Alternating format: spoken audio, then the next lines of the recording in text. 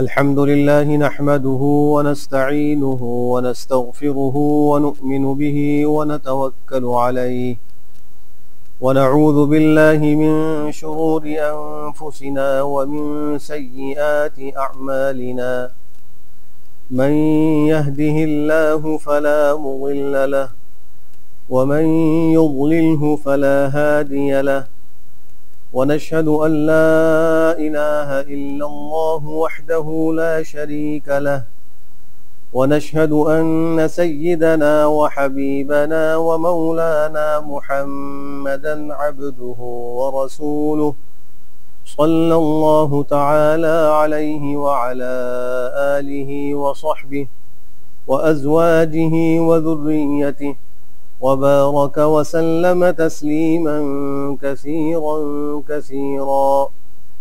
أما بعد فأعوذ بالله من الشيطان الرجيم. بسم الله الرحمن الرحيم. قل إن كنتم تحبون الله فاتبعوني يحببكم الله ويغفر لكم ذنوبكم والله غفور رحيم.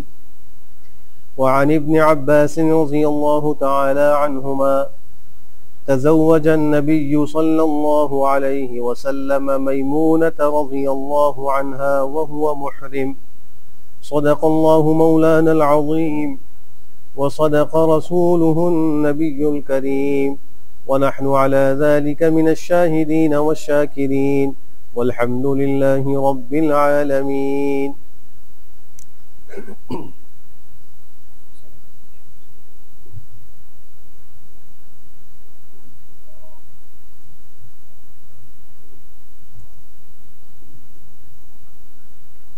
حضرات سامعین محترم اور برادران عزیز، اسلامی مہینوں میں ذوالقعدہ کا مہینہ یہ چل رہا ہے اور یہ اشہر حرم میں ایک مہینہ ہے۔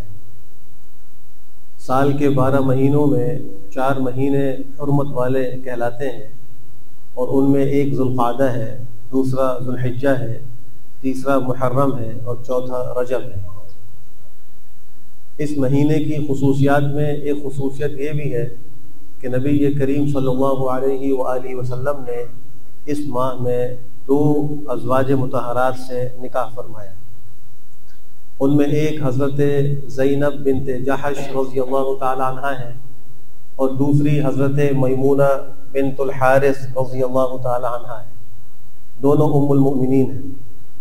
ان میں حضرت زینب بنت جحش رضی اللہ تعالی عنہ یہ ازواج مطہرات میں پیغمبر کے اس دنیا سے تشریف جانے کے بعد سب سے پہلے انتقال کرنے والی بھی تھی۔ ان کا انتقال سن 20 ہجری میں ہوا اور پیغمبر سے جو ان کے نکاح کا قصہ ہے وہ بھی بڑا عجیب و غریب ہے۔ سورہ احزاب کی آیت ہے وَإِذْ تَقُولُ لِلَّذِي أَنْعَمَ اللَّهُ عَلَيْهِ وَأَنْعَمْتَ عَلَيْكَ أَمْسِكْ عَلَيْكَ زَوْجَكَ وَاتَّقِ اللَّهَ وَتُخْفِي فِي نَفْسِكَ۔ اس آیت کے تحت مفسرین نے لکھا ہے کہ حضرت زینب بنت جحش رضی اللہ تعالی عنہ جو امیمہ بنت عبد المطلب کی صاحبزادی تھی اور امیمہ بنت عبد المطلب نبی کریم صلی اللہ علیہ وآلہ وسلم کی پھوپھی تھی، تو یہ آپ کی سگی پھوپھیزاد بہن تھی۔ پیغمبر نے یہ چاہا کہ حضرت زید ابن حارثہ رضی اللہ تعالی عنہ کے ساتھ ان کا نکاح ہو جائے۔ حضرت زید ابن حارثہ یہ عرب کے ایک شریف خاندان کے تھے۔ لڑکپن میں ان کو کوئی ظالم گرفتار کر کے پکڑ کے لے آیا اور مکہ کے بازار میں غلام بنا کر اس نے فروخت کر دیا۔ حضرت خدیجہ رضی اللہ تعالیٰ عنہ نے ان کو خرید لیا اور یہ ان کے پاس رہے، اور پھر حضرت خدیجہ نے یہ غلام بطور ہبہ اور ہدیے کے نبی کریم صلی اللہ علیہ وآلہ وسلم کو دے دیا، یہ ان کی خدمت کرتے رہے۔ آپ نے ان کے ساتھ بڑے ہی شفقت کا معاملہ فرمایا، یہاں تک کہ ایک دفعہ ایک سفر پر تھے، تجارتی سفر پر تھے، حضرت زید بھی اس سفر میں تھے، واپسی میں یہ اپنے علاقے کے قریب سے گزرے تو ان کے اعزاء اور اقربا جو ان کی تلاش میں تھے ان کو معلوم ہوا، تو ان کے والد، چچا اور دیگر لوگ معلوم کرتے کرتے مکہ مکرمہ پہنچے اور وہاں پہنچ کر پیغمبر صلی اللہ علیہ وآلہ وسلم سے درخواست کی کہ یہ ہمارا بیٹا ہے، ہمارا بھائی ہے، ہم اس کو لینے کے لیے آئے ہیں، اس کو غلام بنا کر اور اس پر ظلم کر کے اس کو فروخت کر دیا گیا، اور آپ اس کا ہم سے جو عوض لینا چاہیں ہم آپ کو عوض دے دیں، جو رقم لینا چاہیں وہ دینے کو ہم تیار ہیں۔ آپ نے فرمایا کہ مجھے کسی عوض کی ضرورت نہیں، یہ تمہارا بیٹا زید موجود ہے، اس سے پوچھ لو، یہاں رہنا چاہے تو یہاں رہے، جانا چاہے تو چلا جائے، میری طرف سے کوئی پابندی نہیں۔ چنانچہ ان کے اعزاء اور اقرباء اور والد نے جب پوچھا تو حضرت زید نے صاف کہہ دیا کہ میں پیغمبر کے پاس ہی رہوں گا، ان کو چھوڑ کر نہیں رہوں گا۔ انہوں نے اپنے ماں باپ پر، اپنے خاندان پر نبی کو اور نبی کی تربیت کو اور نبی کی صحبت کو ترجیح دی، جس کے نتیجے میں آپ نے ان پر مزید شفقت فرمائی، ان کو آزاد کر کے اپنا منہ بولا بیٹا بنا لیا، یہ پیغمبر کے لے پالک ہو گئے۔ ایک زمانے تک ان کو زید ابن محمد کے نام سے پکارا جاتا رہا۔ عرب کے معاشرے میں لے پالک بیٹا جو ہے وہ حقیقی بیٹے کی طرح شمار ہوتا تھا، جو منہ بولا بیٹا ہوتا تھا اس کو بالکل حقیقی بیٹے کی طرح سمجھا کرتے تھے، اور جیسے حقیقی بیٹا باپ کی طرف منسوب ہوتا ہے، اسی طریقے سے وہ لے پالک بھی جس نے اس کو اپنا بیٹا بنایا ہوتا اس کی طرف منسوب ہو جایا کرتا، اور اس کے حقیقی والد کی طرف نسبت ختم ہی ہو جاتی تھی۔ اب زید ابن حارثہ سے وہ زید ابن محمد بن گئے۔ جب قرآن کریم کی آیت نازل ہوئی کہ ادعوہم لآبائہم هو اقسط عند اللہ، کہ ان کو ان کے حقیقی جو باپ ہیں ان کے ناموں سے پکارو، یہ اللہ کے نزدیک زیادہ انصاف کی بات ہے۔ جب یہ آیت نازل ہوئی تو اس کے بعد سے ان کو دوبارہ زید ابن حارثہ کہا جانے لگا، اور جو نسبت زید ابن محمد کی تھی وہ ختم ہو گئی۔ چنانچہ علماء نے لکھا ہے، مفسرین نے بھی اس کو ذکر کیا ہے کہ حضرت زید ابن حارثہ کو اس کا بڑا اثر تھا کہ اب تک تو میں زید ابن محمد پکارا جاتا تھا اور اب مجھے زید ابن حارثہ پکارا جا رہا ہے۔ ایک دکھ تھا، بہرحال ایک بہت بڑی سعادت تھی جو ان کو حاصل تھی، تو ان کے اس دکھ کے ازالے کے لیے پورے قرآن میں صحابہ میں سے صرف انہی کا نام ذکر کیا گیا۔ پورے قرآن میں کسی صحابی کو نام سے ذکر نہیں کیا گیا، لیکن یہ زید ابن حارثہ وہ صحابی ہیں کہ ان کا نام قرآن کریم میں اللہ نے ذکر فرمایا، فلما قضى زید منها وطرا زوجناکہا، کہ جب زید نے ان سے اپنی ضرورت کو پورا کر لیا تو اے نبی ہم نے آپ کا ان سے نکاح کرا دیا۔ چنانچہ جب یہ زید ابن محمد سے زید ابن حارثہ ہوئے تو آپ کے دل میں یہ خیال آیا کہ ان کی دلجوئی کے لیے میرے خاندان کی ایک عزت والی جو خاتون ہے، میری پھوپھیزاد بہن زینب، اس کا نکاح ان سے کرا دیا جائے۔ حالانکہ خود حضرت زینب اور ان کے بھائی اس رشتے پر راضی نہیں تھے، اور راضی نہ ہونے کی وجہ یہ تھی کہ زینب بنت جحش یہ تو امیمہ بنت عبد المطلب کی صاحبزادی تھی، اور یہ عرب کے اشراف میں سے تھے، بڑا اونچا خاندان تھا، اور زید ابن حارثہ کے اوپر غلامی کا داغ لگا ہوا تھا۔ اگرچہ حقیقت میں غلام نہیں تھے، لیکن ان کو پکڑ کے غلام بنا کے فروخت کیا گیا تو ایک داغ تو ان پہ لگ چکا تھا۔ تو اس وجہ سے ان کے دل میں ایک بات تھی کہ میں ایک اونچے خاندان کی ہوں، اور ان کے خاندان کے لوگوں کے دل میں بھی یہ بات تھی، لیکن نبی کریم صلی اللہ علیہ وآلہ وسلم چاہتے تھے کہ یہ جو امتیازات ہیں، یہ جو رسم و رواج اور خاندانی فرق ہے، یہ ختم ہو، اور نکاح کے اندر ان چیزوں کا خیال نہ رکھا جائے، بلکہ شرافت کو دیکھ کر شادی کی جائے، نکاح کیا جائے۔ تو آپ نے ان کو اصرار کیا اور کہا کہ میں یہ چاہتا ہوں کہ تم جو ہے وہ زینب کا نکاح زید سے کر لو۔ چنانچہ پیغمبر کے اس اختیار پر، اس اصرار پر وہ راضی ہو گئے، اور ان کی شادی زید ابن حارثہ کے ساتھ ہو گئی۔ ایک زمانے تک وہ ساتھ رہیں، لیکن چونکہ وہ خاندانی ایک فرق موجود تھا تو وہ ہم آہنگی پیدا نہیں ہو سکی، اور وہ موافقت پیدا نہیں ہو سکی۔ چنانچہ حضرت زید بن حارثہ نے ان کو طلاق دینے کا ارادہ کیا۔ نبی کریم صلی اللہ علیہ وآلہ وسلم نے ان کو بہت منع کیا کہ ایسا مت کرو۔ آپ کی دلی خواہش یہی تھی، اس لیے کہ آپ کے دل میں یہ بات آ گئی تھی کہ اگر زید نے ان کو چھوڑا تو اس کے نتیجے میں زینب کی دلجوئی کے لیے میں اس کو نکاح کا پیغام دوں گا، اور عربوں کے معاشرے میں منہ بولے بیٹے کی بیوی سے نکاح کرنا بڑا معیوب سمجھا جاتا تھا۔ اگرچہ شرعاً اس میں کوئی قباحت نہیں تھی، لیکن عرب کا معاشرہ اس کو بہت برا سمجھا کرتا تھا۔ تو آپ کے دل میں یہ بات تھی کہ بس ان کے نکاح میں رہیں، آرام سے رہیں، اور اس کی نوبت نہ آئے۔ لیکن اللہ کو یہ منظور تھا کہ عربوں کے ہاں جو یہ ایک غلط رسم رائج ہو گئی ہے اس کی تردید اور اس کا ازالہ نبی کریم صلی اللہ علیہ وآلہ وسلم کے عمل سے کیا جائے۔ چنانچہ زید بن حارثہ نے ان کو طلاق دی۔ جب طلاق ہو گئی تو وہ عدت میں تھی، عدت سے جب وہ فارغ ہوئیں تو نبی کریم صلی اللہ علیہ وآلہ وسلم نے حضرت انس ابن مالک کو نکاح کا پیغام دے کر ان کے پاس بھیجا کہ جاؤ جا کر میری طرف سے ان کو نکاح کا پیغام دو۔ حضرت انس فرماتے ہیں جب میں حضرت زینب بنت جحش کے پاس پہنچا تو ان کی بڑی عظمت میں دل کے اندر آ گئی کہ یہ وہ عظیم خاتون ہے کہ جن کو اللہ کا محبوب لاڈلا نبی نکاح کا پیغام دے رہا ہے، تو بڑی عظمت آ گئی۔ تو میں ان سے آنکھیں نہیں ملا سکا اور میں پیٹھ پھیر کر کھڑا ہو گیا اور میں نے کہا کہ آپ کے لیے پیغمبر خدا کا پیغام نکاح لے کر آیا ہوں۔ وہ اللہ کی بڑی عابدہ زاہدہ بندی تھی، انہوں نے فوراً کہا ہے کہ جب تک میں اللہ سے استخارہ نہ کر لوں جواب نہیں دے سکتی، اور فوراً وہ نماز کے لیے کھڑی ہو گئی اور وہاں اللہ نے وہ آیتیں اتار دی فلما قضى زید منها وطرا زوجناکها۔ ان کا نکاح اللہ نے آسمانوں پر پیغمبر سے کر دیا۔ جب یہ آیتیں نازل ہوئی ابھی انہیں جواب نہیں دیا تھا، وہ استخارہ کر رہی تھی۔ ان آیتوں کے نزول کے بعد نبی کریم صلی اللہ علیہ وسلم تشریف لائے اپنے گھر سے، اور حضرت انس انتظار میں تھے کیا جواب دیں گی۔ آپ وہاں پہنچے اور بغیر اجازت کے اندر داخل ہو گئے، اس لیے کہ اللہ نے آپ کا نکاح کر دیا تھا اور وہ آپ کی حرم میں داخل ہو چکی تھی، آپ کی محترم زوجہ بن چکی تھی۔ اس طرح ان کا حضرت نبی کریم صلی اللہ علیہ وآلہ وسلم سے نکاح ہوا اور ذوالقعدہ کے مہینے میں ہوا۔ اس میں امت کے لیے ایک سبق ہے، آپ دیکھیے کہ اس نکاح میں کتنی سادگی ہے، کوئی ایک رسم اس کے اندر نہیں ہوئی، کوئی ایک اس کے اندر اسلام کے خلاف، شریعت کے حکم کے خلاف کوئی کام نہیں ہوا۔ حضرت انس ابن مالک کی والدہ نے ایک مالیدہ بنایا جو عربوں کے یہاں بنایا جاتا تھا، کچھ گوشت اور کھجور اور پنیر اور روٹیاں وغیرہ ملا کر ایک سالن سا بنایا جاتا تھا، ایک ٹشٹ کے اندر وہ بھیجا حضرت انس کے ہاتھ اس نکاح کے موقع پر، اور کہا کہ نبی کریم صلی اللہ علیہ وآلہ وسلم کی خدمت میں یہ پیش کرنا اور کہنا کہ میری والدہ کی طرف سے ایک حقیر سا ہدیہ اور تحفہ قبول فرما لیا۔ آپ نے حضرت انس سے جب وہ ٹشٹ لیا، وہ پیالہ لیا، تو کہا کہ انس جاؤ باہر تمہیں راستے میں جتنے لوگ ملے ان سب کو بلا کے لے آؤ۔ اب جتنے لوگ تھے، جتنے صحابہ ان کو ملے، سب کو لے کر آ گئے۔ آپ نے کہا کہ ان کو کچھ تولیوں کی شکل میں، حلقوں کی شکل میں بٹھاؤ، ان سب کو کھلاؤ۔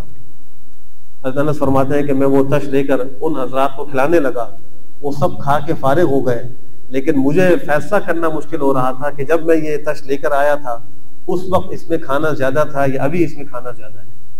اللہ کی طرف سے ایسی برکت ہوئی کہ وہ کھانا سب کو پورا ہو گیا اور یہ ولیمہ بھی ہو گیا۔ حضرت زینب بنت جحش بڑی خوف خدا والی خاتون تھی، ان کی ایک خاص صفت تھی کہ یہ اللہ کے راستے میں مال بڑا خرچ کرتی تھی۔ بظاہر ان کا قد زیادہ لمبا نہیں تھا، لیکن ازواج مطہرات نے ایک دفعہ پیغمبر سے پوچھا تھا کہ اللہ کے رسول، آپ کے دنیا سے جانے کے بعد ہم ازواج میں سے سب سے پہلے آپ سے کون ملے گی، کون رخصت ہو کے آپ کے پاس جائیں گی؟ تو آپ نے فرمایا کہ جس کے ہاتھ سب سے لمبے ہوں۔ صدیق عائشہ فرماتی ہیں ہم جب کبھی پیغمبر کے بعد جمع ہوتی تو ہم دیوار کے اوپر اپنے ہاتھوں کو لگا کر چیک کرتے ہیں کس کے ہاتھ لمبے ہیں، اور زینب بنت جحش کے ہاتھ بظاہر لمبے نظر نہیں آتے تھے، اس لیے کہ ان کا قد مناسب تھا، کوئی لمبا قد نہیں تھا۔ تو ہمارا خیال یہ تھا کہ شاید جس کا ہاتھ لمبا ہوگا جسم کے اعتبار سے وہ پہلے انتقال کر کے پیغمبر سے ملاقات کریں گے، لیکن پیغمبر نے اس سے ایک کنایے کے طور پہ سخاوت مراد لی تھی کہ جس کا ہاتھ لمبا ہوگا یعنی زیادہ سخی ہوگی تو وہ سب سے پہلے مجھ سے آ کر ملیں گی۔ ازواج مطہرات میں سب سے زیادہ سخی یہی تھی۔ حضرت عمر بن الخطاب نے ایک دفعہ اپنے زمانہ خلافت میں ان کے پاس کچھ دراہم بھیجے جو بڑی مقدار میں تھے۔ جب وہ دراہم ان کے پاس پہنچے انہوں نے کہا کہ میرا اس سے کیا تعلق ہے، مجھے کوئی ضرورت نہیں ہے، یہ تو خود کپڑے وغیرہ سی لیا کرتی تھی، اون بن لیا کرتی تھی اور اس کو فروخت کر کے اس سے اللہ کے راستے میں صدقہ و خیرات کیا کرتی تھی، کبھی اللہ کے راستے میں جانے والوں کو کچھ چیزیں بنا کے دے دیا کرتی تھی۔ بہرحال جب وہ مال ان کے پاس پہنچا تو انہوں نے پہلے تو یہ کہا کہ یہ جو اور میری بہنیں ہیں ان کو دے دو، یعنی اور ازواج مطہرات ان کو دے دو۔ تو لانے والے نے کہا کہ یہ خلیفہ نے خاص آپ کے لیے بھیجا ہے۔ انہوں نے کہا اچھا، تو اپنے چہرے پہ پردہ ڈالا اور کہا کہ اس کو کمرے میں ایک جگہ ڈال دو اور اس پر ایک چادر ڈال دو، خود بھی ان دراہم و دینار سے پردہ کیا اور ان دراہم کے اوپر ایک چادر ڈالی، اور پھر ان کی خادمہ تھی جس کا نام برزہ ذکر کیا گیا ہے، اس سے کہا کہ اس سے نکال کے فلاں خاندان کو اتنا دے دو، فلاں کو اتنا دے دو، فلاں گھر میں اتنا دے دو، دینا شروع کیا۔ جب آخر میں تھوڑا سا رہ گیا تو اس خادمہ نے کہا کہ ہمارا بھی اس میں کوئی حق ہے یا نہیں؟ تو کہا کہ اچھا جو باقی بچا ہے سارا وہ تم لے لو۔ تو وہ کہتی ہیں کہ جب میں نے دیکھا تو وہ 85 درہم بچے تھے، وہ سارے میں نے لے لیے، انہوں نے ایک پیسہ بھی اپنے پاس نہیں رکھا۔ حضرت عمر کو معلوم ہوا تو وہ خود آپ کی خدمت میں 1000 درہم لے کر پھر آئے اور آ کر کہا کہ خاص آپ کے لایا ہوں، اس کو کوئی اور خرچ نہ کیجیے گا، اپنی ذات پہ خرچ کیجیے گا۔ تو انہوں نے ان سے بھی عذر کیا، لیکن جب اصرار ہوا تو وہ مال لے کر اس کو بھی صدقہ کر دیا اور اللہ سے دعا کی کہ اللہ اگلے عمر کے ہدیے سے پہلے مجھے اس دنیا سے اٹھا لینا، مجھے اس دنیا میں نہ رکھنا کہ عمر دوبارہ مجھے کوئی ہدیہ وغیرہ بھیجے۔ چنانچہ اگلے سال ہدیے کا جو وقت تھا اس وقت کے آنے سے پہلے ہی اللہ نے ان کو اس دنیا سے اٹھا لیا۔ سن 20 ہجری میں ان کا انتقال ہوا۔ حضرت عمر بن الخطاب نے ان کا نماز جنازہ پڑھایا اور حضرت اسامہ ابن زید اور دیگر حضرات نے ان کو قبر میں دفن کیا، اور آج بقیع میں وہ مدفون ہے۔ دوسرا نکاح آپ نے حضرت میمونہ بنت الحارث سے فرمایا۔ یہ صاحبزادی ہیں ہندہ بنت عوف کی، جو بڑی عظیم خاتون تھی، یہاں تک کہ ابن قتیبہ رحمہ اللہ نے لکھا ہے کہ روئے زمین پر، پوری روئے زمین پر دامادوں کے اعتبار سے عظیم ترین خاتون وہ یہ ہندہ بنت عوف ہے۔ ان کی کئی صاحبزادیاں تھیں۔ ایک کا نکاح پیغمبر خدا سے ہوا تو داماد بن گئے وہ ان کے۔ ایک صاحبزادی ان کی اسماء بنت عمیس تھی، جو حضرت جعفر بن ابی طالب کے نکاح میں تھی۔ جب وہ شہید ہو گئے تو ان کے بعد ان سے نکاح کیا حضرت ابوبکر صدیق نے۔ جب حضرت ابوبکر صدیق کا انتقال ہوا تو عدت کے بعد ان سے نکاح کیا حضرت علی بن ابی طالب نے، اور پھر جب ان سے ان کا انتقال حضرت علی کی شہادت ہوئی تو حضرت اسماء ابن عمیس کا نکاح حضرت حویطب غالباً ان کا نام نقل کیا جاتا ہے ان سے ہوا۔ اس طرح کئی بڑے بڑے حضرات صحابہ کرام سے ان کا نکاح ہوا، اور یہ سب ہندہ بنت عوف کے داماد بنے۔ ان کی ایک صاحبزادی کا نکاح حضرت سیدنا حمزہ سے ہوا، وہ بھی ان کے داماد۔ تو دیکھیے کہ نبی کریم صلی اللہ علیہ وآلہ وسلم، حضرت صدیق اکبر، حضرت علی المرتضیٰ، حضرت عباس ابن عبد المطلب، ان کے نکاح میں بھی ایک بیٹی تھی۔ ایسے ہی حضرت جعفر بن ابی طالب، ایسے اکابر حضرات ان کے داماد بنے۔ اس لیے کہا گیا ہے کہ یہ دنیا کی روئے زمین کی عظیم ترین وہ خاتون ہیں جن کو داماد ہونے کے اعتبار سے سب سے عظیم شرف حاصل، ان کے بڑے عظیم داماد ہیں۔ نبی کریم صلی اللہ علیہ وسلم سن 7 ہجری میں عمرۃ القضاء کے لیے تشریف لے جا رہے تھے۔ چونکہ 6 ہجری میں صلح حدیبیہ ہوا اور اس میں یہ طے ہوا کہ اس سال عمرے کی اجازت نہیں ہے اور اگلے سال آپ ذوالقعدہ کے مہینے میں 3 دن کے لیے آ کر عمرہ کر سکتے ہیں، تو آپ تشریف لے چلے۔ تو حضرت میمونہ بنت الحارث، ان کے جو شوہر تھے ابو رحم بن عبد العزہ، یہ ان کے نکاح میں تھی، ان کا انتقال ہو چکا تھا، اور ان کے انتقال کے بعد یہ عدت سے تھی اور اس سے فارغ ہو گئی۔ تو حضرت عباس ابن عبد المطلب نے کہ ان کے نکاح میں ان کی دوسری بہن تھی جن کا نام لبابۃ الکبریٰ ہے اور ان کی کنیت ہے ام الفضل۔ حضرت عباس کی اہلیہ حضرت ام الفضل، جن سے حضرت عبداللہ ابن عباس پیدا ہوئے، حضرت فضل ابن عباس پیدا ہوئے، انہی کی صاحبزادے تھے۔ تو ام الفضل کا نام تھا لبابہ الکبریٰ۔ ایک اور ان کی بہن تھی، ان کا نام تھا لبابہ الصغریٰ۔ لبابہ الصغریٰ جو ہے ولید ابن مغیرہ کی اہلیہ تھی، اور ان سے حضرت خالد بن ولید پیدا ہوئے تھے۔ تو خالد بن ولید، حضرت عبداللہ ابن عباس، یہ سب آپس میں خالزاد بھائی تھے۔ تو حضرت عباس ابن المطلب نے نبی کریم صلی اللہ علیہ وسلم سے عرض کیا کہ میمونہ بنت الحارث سے اگر آپ نکاح کر لیں، اس لیے کہ ان کی عدت پوری ہو چکی ہے۔ تو آپ نے فرمایا ٹھیک ہے، میرا پیغام میں نکاح ان کے پاس لے جاؤ۔ مفسرین نے لکھا ہے کہ یہ وہی خاتون ہے جن کے بارے میں قرآن کریم اللہ فرماتے ہیں کہ وہ خاتون جو اپنے آپ کو آپ کے لیے ہبہ کر دے تو وہ آپ کے لیے حلال ہے۔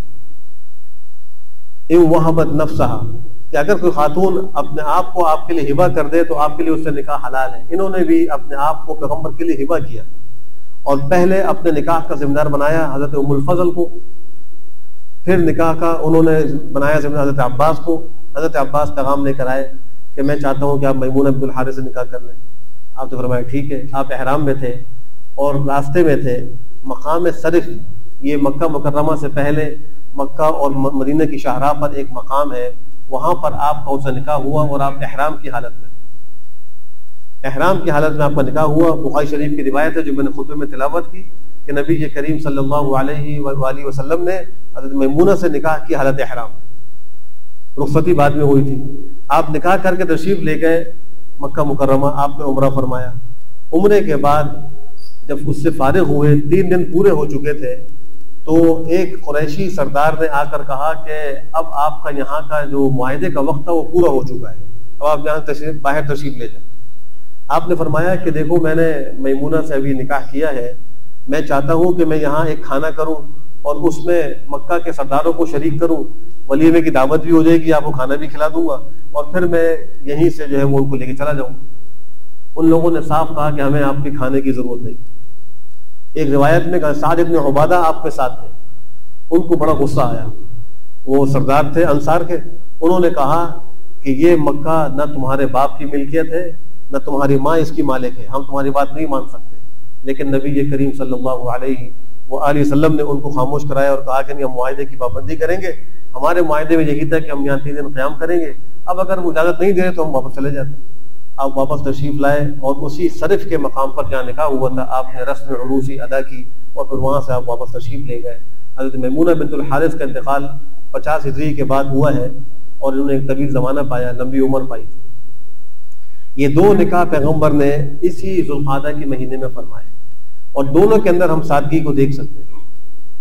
ان میں زینب بنت جحش، ان کے نکاح کی کچھ خصوصیات ہیں جو کسی اور کو حاصل نہیں تھی۔ ان میں ایک خصوصیت یہ تھی کہ ان کا نکاح اللہ نے خود پیغمبر سے کرایا، زوجناکہا لکی لا یکون علی المؤمنین حرج۔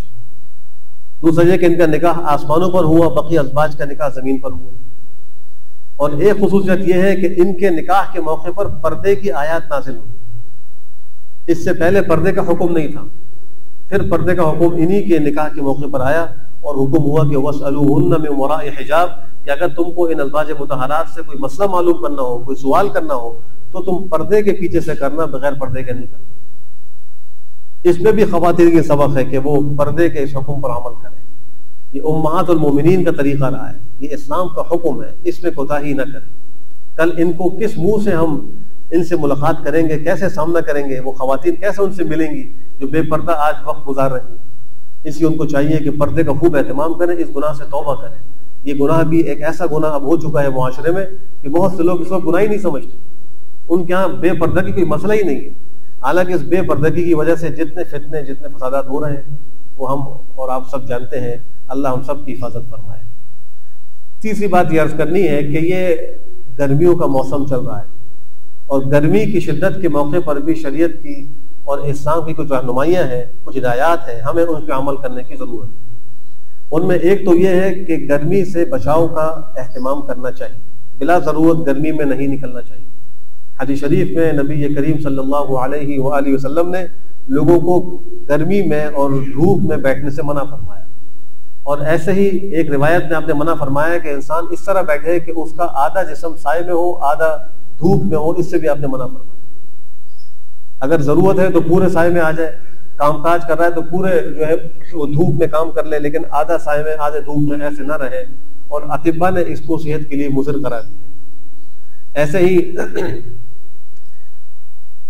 جو سائے کی جگہ ہو اس جگہ کا خیال رکھا جائے۔ حدیث شریف میں آپ نے فرمایا کہ 3 ایسی جگہوں سے بچو کہ جن کے اندر غلطی کرنے والوں پر لعنت کی گئی۔ ان میں ایک جگہ وہ سائیدار جگہ ہے کہ جہاں پہ انسان کوئی غلاظت کرے، کوئی گندگی کرے، لوگ بیٹھ کے گرمی سے سایہ حاصل کرتے ہو اور وہاں کوئی گندگی پھیلا دے، تو فرمایا کہ یہ قابل لعنت کام۔ اسی طریقے سے راستے کے بیچ میں گندگی ڈالنا، اس کو بھی قابل لعنت کام قرار دیا گیا ہے۔ اور تیسرا، پانی کے آس پاس گندگی کرنا، یا ان راستوں میں کہ جہاں سے پانی بہہ کر چشموں میں جاتا ہے، وہاں پر گندگی کرنا اس کو بھی لعنت والا کام قرار دیا گیا ہے۔ فرمایا کہ ان 3 کاموں سے بچو۔ اس سے معلوم یہ ہوا کہ جو گرمیوں میں سائے کی جگہ ہے اس کی حفاظت کی جائے اور سائے کا اہتمام کیا جائے۔ اسی طریقے سے گرمیوں کے موسم میں اگر کوئی شخص سنت کی نیت سے سر ڈھانک کر آئے، کوئی رومال کوئی چادر سر پر رکھے، تو اس کو ایک سنت پر عمل کرنے کا ثواب ملے گا۔ یہ پیغمبر کا طریقہ تھا۔ روایات میں آتا ہے کہ جب آپ حج فرما رہے تھے تو گرمیوں کا موسم تھا، حضرت بلال وہ آپ کی اونٹنی کی مہار پکڑے ہوئے تھے، حضرت اسامہ ابن زید چادر سے آپ کے اوپر سایہ کیے ہوئے تھے، اور آپ نے اسی حالت میں جمرہ عقبہ کی رمی فرمائی تھی۔ تو گرمی میں اگر کسی کو نکلنا ہو تو وہ سایہ سر پر لے کر نکل سکتا ہے۔ آج کل بہت سے لوگ چھتری لیتے ہیں، وہ بھی ٹھیک ہے، کوئی چادر رومال رکھ لیتے ہیں، وہ بھی ٹھیک ہے۔ یہاں یہ بات بھی سمجھنے کی ہے کہ یہ گرم موسم اس کے اسباب کیا ہے۔ حدیث شریف سے معلوم یہ ہوتا ہے کہ جہنم نے اللہ کی بارگاہ میں شکوہ پیش کیا، اور شکوہ یہ کیا کہ اے اللہ میرے اندر جو آگ ہے وہ اتنی تیز ہے کہ آگ کو کھا رہی ہے، تو مجھے جو ہے اس میں کچھ سہولت فراہم کی جائے۔ تو اللہ نے اس جہنم کو 2 سانس لینے کی اجازت دی۔ ایک سانس گرمیوں کے موسم میں وہ باہر نکالتی ہے، اور سردیوں کے موسم میں سانس اندر نکالتی ہے۔ تو جب وہ اندر سانس لیتی ہے تو باہر ٹھنڈ کا اثر پیدا ہو جاتا ہے، اور جب وہ سانس باہر نکالتی ہے تو اس سے زمین پر گرمی کا ایک اثر آ جاتا ہے۔ یہ تو حدیث شریف کی روح سے معلوم ہو رہا ہے، لیکن ہم یہ سائنسی تحقیق کے طور پر دیکھتے ہیں کہ سورج جب وہ زمین کے زیادہ قریب ہو تو موسم گرم ہو جاتا ہے، اور وہ تھوڑا فاصلے پر ہو تو موسم ٹھنڈا ہو جاتا ہے۔ تو اس میں اور اس میں کوئی تعارض نہیں ہے، دونوں چیزوں کے اندر جمع ہو سکتا ہے کہ اس دنیا میں جو وہ جہنم کی گرمی کا اثر ہے اس کا مرکز سورج ہے۔ جب وہ سانس باہر نکالتی ہے تو وہ سب سے پہلے اس کا اثر سورج قبول کرتا ہے، اور پھر سورج کے ذریعے سے وہ زمین پر گرمی پھیلتی ہے۔ اب چاہے وہ سائنسی اعتبار سے فاصلے کے کم زیادہ ہونے سے موسم پہ اثر پڑ رہا ہے یا کوئی اور وجہ ہو، اس میں کوئی تعارض نہیں ہو سکتا۔ تو اس سے یہ بھی معلوم ہوا کہ گرمی کی شدت کے موقع پر جہنم کی گرمی سے اور گرمی میں جو امراض پیدا ہوتے ہیں ان دونوں سے اللہ کی پناہ طلب کرنی چاہیے۔ منافقین نے غزوہ تبوک کے موقع پر صحابہ کرام کو صاف کہا تھا کہ لا تنفروا فی الحر، چونکہ تبوک جس زمانے میں ہوا غزوہ اس زمانے میں بہت گرمی تھی، اور منافق کہا کرتے تھے گرمی میں مت نکلو، باہر نکلو گے گرمی میں پریشان ہو جاؤ گے۔ ان کو جواب میں کہا گیا قل نار جہنم اشد حرا، جہنم کی آگ وہ سب سے زیادہ گرم ہے، اس سے بچنے کی فکر کرو۔ تو دنیا کی گرمی سے ہمیں جہنم کی گرمی کا احساس ہونا چاہیے، یہ بھی گرمی کے آداب میں سے ہے، اور پھر اس جہنم کی گرمی سے اللہ کی پناہ طلب کرنی چاہیے۔ ایسے ہی ایک مسئلہ یہ ہے کہ گرمیوں کے زمانے میں راتیں چھوٹی ہوتی اور فجر میں نمازی کم ہو جاتے ہیں، یہ بھی انتہائی غور طلب مسئلہ ہے۔ رات کو جلدی سونے کا اہتمام ہو اور صبح کو اٹھ کر فجر کی نماز میں شرکت کا اہتمام ہو۔ حدیث شریف کی روح سے 2 نمازیں ایسی ہیں جو منافقین پر بہت بھاری ہیں، ایک فجر کی نماز، ایک عشاء کی نماز۔ جو لوگ ان 2 نمازوں میں سستی کر رہے ہیں وہ ذرا خیال کریں کہ حدیث شریف کی روح سے ان کے ایمان کی کمزوری کو بتلایا جا رہا ہے کہ دل میں ایمان کامل نہیں ہے، اگر کامل ہوتا تو وہ فجر کا ضرور اہتمام کرتا۔ ایسے ہی کچھ حضرات وہ مختلف علاقوں میں گرمیوں کے موسم میں چھتوں پر سونے کا اہتمام کرتے ہیں، تو اس چھت پر سونے کے بھی کچھ آداب ہیں۔ ایک یہ کہ وہ چھت ایسی ہو کہ اس پہ منڈیر لگی بھی ہو، اس کی کوئی دیوار موجود ہو۔ حدیث شریف کی روح سے اگر کوئی شخص ایسی چھت پر سوئے کہ جس کی 4 دیواری نہ ہو اور پھر اس کو کوئی نقصان پہنچے تو وہ کسی کو الزام نہ دے، وہ خود ذمہ دار ہے۔ ایسے ہی چھت پہ سونے والے دائیں بائیں گھروں کی چھتوں پر اپنی نگاہ نہ ڈالیں، اپنی نگاہوں کی حفاظت کریں۔ بعض لوگوں کی عادت ہوتی ہے کہ چھتوں پہ چڑھ کر دائیں بائیں وہ دیکھتے ہیں، یہ انتہائی غلط طریقہ ہے، تہذیب کے خلاف طریقہ ہے۔ آخری بات یہ عرض کرنی ہے کہ مئی کے مہینے میں 28 تاریخ کو 1998 میں اللہ سبحانہ وتعالیٰ نے ہمارے اس ملک پاکستان کو 8ویں طاقت بننے کی سعادت نصیب کی، اور اس دن کی مناسبت سے یوم تکبیر ایک شکرانے کا دن بنایا جاتا ہے۔ یہ ایک الگ مسئلہ ہے، لیکن حقیقت کے اعتبار سے ایک اللہ کی بڑی نعمت حاصل ہو رہی ہے۔ سارے مسلمانوں کو اس 8ویں طاقت کے حصول پر اللہ کی بارگاہ میں شکر بجا لانا چاہیے کہ اللہ نے محض اپنے فضل و کرم سے ہمارے اس عظیم ملک کو 8ویں طاقت کی دولت نصیب فرمائی، ورنہ اس سے پہلے ہمارے دشمن اس ملک پر اپنی نگاہیں لگائے ہوئے تھے۔ اور وہ سمجھا کرتے تھے کہ ہم اس ملک کو ختم کر دیں، لیکن جب اللہ نے اس دولت کو عطا فرمایا تو اس سے دشمن بھی وہ رک گیا، اور اس کو بھی سمجھ آ گئی کہ اس طاقت کے ساتھ ٹکرانا آسان نہیں ہوگا۔ اب مسلمانان کی یہ ذمہ داری ہے کہ جیسے اس نعمت کے حصول پر شکر کرے، ویسے ہی اس کی حفاظت کے لیے بھی اور اس کی بقا کے لیے اور اس کی ترقی کے لیے اپنے اپنے دائرہ کار میں رہتے ہوئے خدمات بھی انجام دیں۔ اور جو لوگ اس کے لیے محنت کر رہے ہیں اور جو ہمارے عسکری ادارے، عسکری طاقتیں اس کی حفاظت کے لیے قربانیاں دے رہی ہیں، ان کی بھی قدردانی کی ضرورت ہے، ان کے لیے بھی دعاؤں کی ضرورت ہے۔ حدیث شریف کی روح سے جو شخص اسلامی سرحد کی حفاظت میں جاگتا ہے تو دنیا و ما فیہا سے بہتر ہے۔ ایک حدیث میں آپ نے فرمایا کہ جو اسلامی سرحد کی حفاظت کر رہا ہے اس کو رات بھر کے قیام اور سال بھر کے روزوں کا ثواب ملتا ہے، اور اگر اس خدمت کے دوران اس کی موت واقع ہو جائے تو اس کے اعمال رکتے نہیں ہیں، وہ جاری رہتے ہیں۔ اتنی عظیم سعادت ان لوگوں کو حاصل ہوتی ہے جو اسلامی سرحدوں کی حفاظت کر رہے ہیں۔ تو اسلامی سرحدوں کے محافظوں کے ساتھ ہر قسم کا تعاون کیا جائے، ان کو تکلیف پہنچانے سے بچا جائے، ان کی دعائیں کی جائیں، نہ یہ کہ ان کی رکاوٹیں پیدا کی جائیں یا ان کے لیے وسائل کھڑے کیے جائیں، یہ انتہائی غلط بات اور نعمت کی ناشکری میں یہ داخل ہے۔ جس طرح یہ ملک ہمارے لیے عظیم نعمت ہے، ایسے ہی اس ملک کا ایٹمی طاقت ہونا یہ بھی عظیم نعمت ہے۔ ان دونوں نعمتوں پر اللہ کا شکر ادا کرنے کی ضرورت ہے۔ اللہ ہم سب کو توفیق نصیب فرمائے۔ وآخر دعوانا الحمدللہ رب العالمین۔ امید ہے کہ آپ کو ویڈیو پسند آئی ہوگی۔ اگر پسند آئی ہے تو اسے لائک کریں، شیئر کریں اور چینل کو پلیز سبسکرائب ضرور کریں۔ جزاک اللہ خیراً۔ اللہ آپ کا حامی و ناصر ہو۔ اللہ حافظ۔